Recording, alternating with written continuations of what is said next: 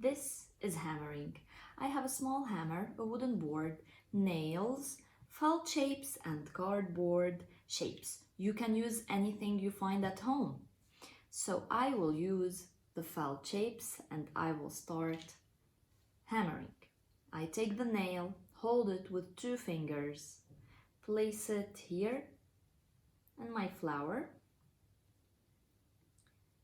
and now I take my hammer, I hold it well, and very slowly and carefully I start hammering.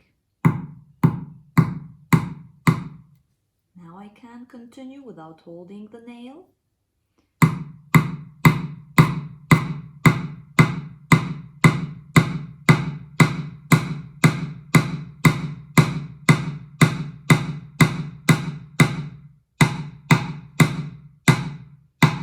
So I have finished this activity.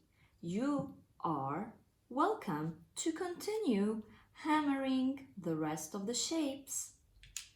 This is hammering.